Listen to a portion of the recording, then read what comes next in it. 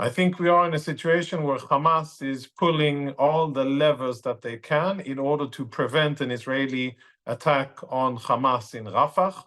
And the tool that Hamas has been using exceptionally well, cruelly and brutally well, is the Israeli hostages. We've seen 3 videos of Israeli hostages released in a matter of days. That is not a coincidence. It is a concerted psychological warfare effort by Hamas to apply pressure on Israeli decision makers in order to avert an Israeli strike on Rafah.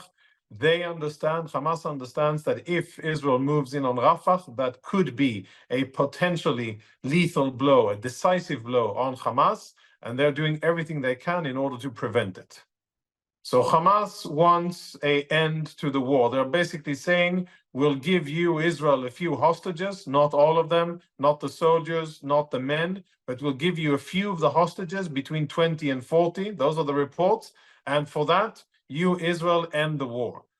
Those are conditions and demands that Israel cannot meet. And I think my assessment is that Israel cannot refrain from going into Rafah and defeating Hamas decisively, clearly.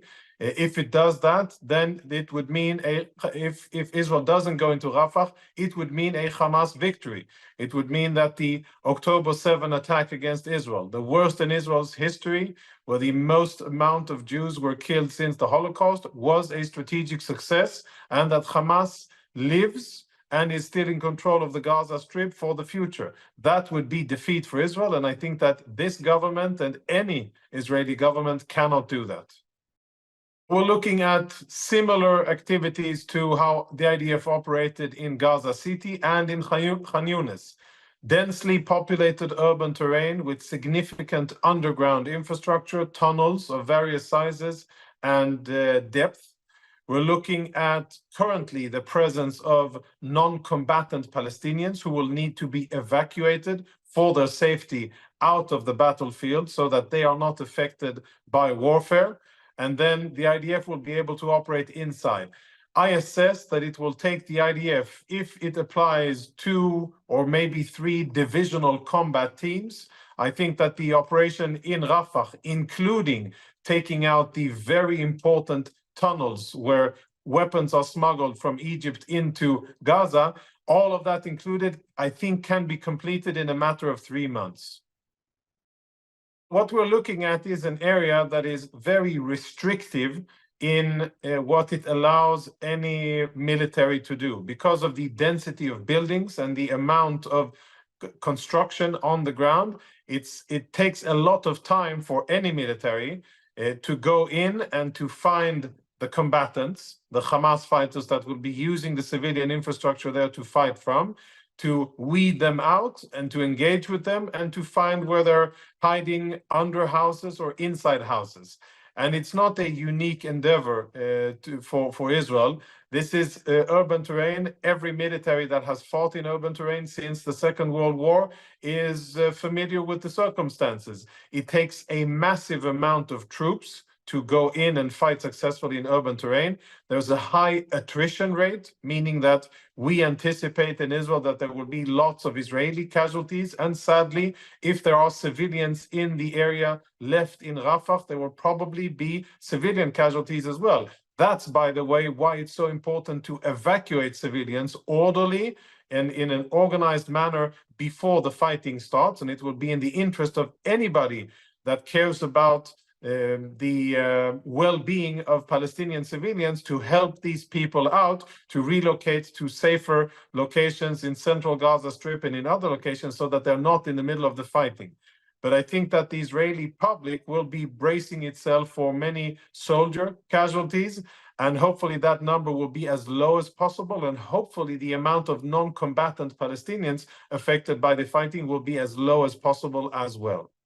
For Israel to allow these Hamas terrorists and leaders to escape with their lives intact out of Gaza into relative security in whatever location it will be, I find that a very odd suggestion, and I don't think that it will happen. I think that what we will see after the dust settles in Gaza, after Israel goes in and takes Rafah, is a Munich 72 kind of campaign, where Israeli security organizations will go on a long and very important manhunt to track down each and every Hamas senior leader, whether it is in Qatar, in Turkey, in Egypt, in Indonesia, or wherever they will be hiding. Israel will, I think, spend tremendous efforts in order to get that message across, that once you do such an atrocious attack against Israeli civilians, only one fate awaits you, and that is death by Israeli hands.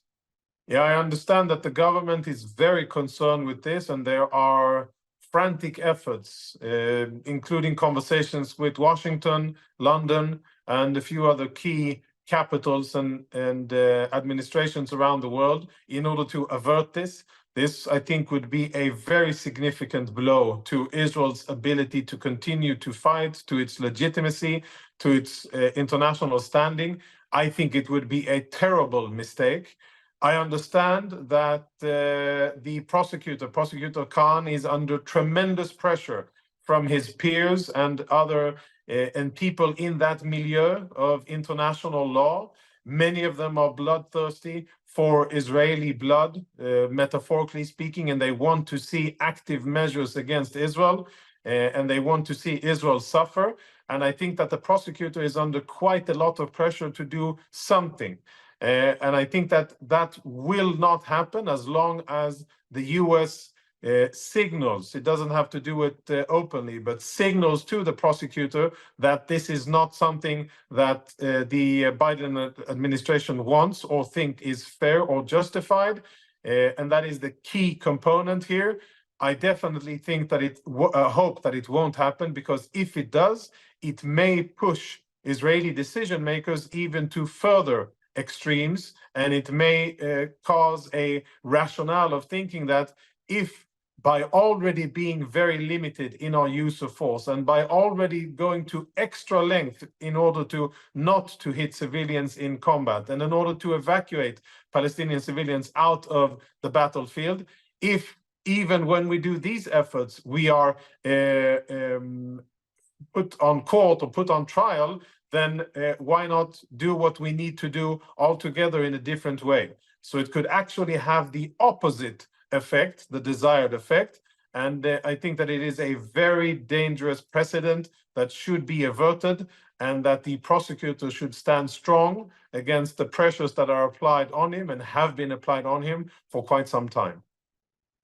Every day that goes by, Israeli civilians are still outside of their homes. They have been forcefully evicted out of their homes. Northern Israel is empty of Israeli civilians. That is an atrocity against a sovereign democratic country by a terrorist organization funded and run by Iran, using Lebanon as its launchpad.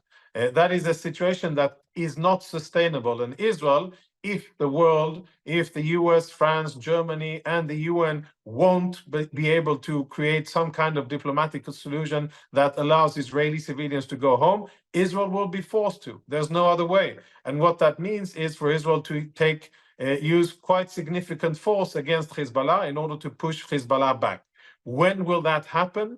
I assess that it will happen only after Israel is over the top in terms of main combat operations in Gaza, i.e. meaning after at least midway of our operation in Rafah, then the IDF would be able to avail itself to deal with a much bigger and much more dangerous enemy, which is holding hundreds of thousands of Lebanese civilians as their human shields. And at the end of this, will be held accountable by Lebanese civilians for the destruction that will rain down on Lebanon as a result of Hezbollah's actions. And we should not be confused.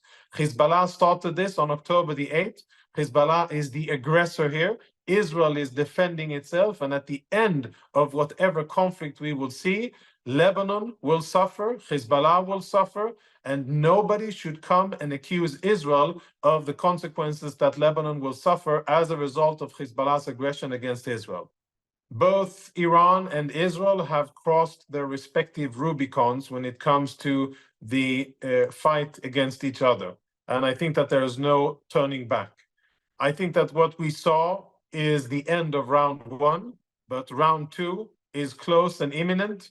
and there are rounds 3, 4, 5, and possibly more. This could be a very long title weight battle, at the end of which, or what's on the table here, are Iranian military nuclear capabilities and Iran's continued ability to fund and arm proxy organizations that wreak havoc all across the Middle East and are trying to kill Israelis and kill Jews wherever they are, whether it's in Israel, in Europe, or in Southeast Asia, or in America.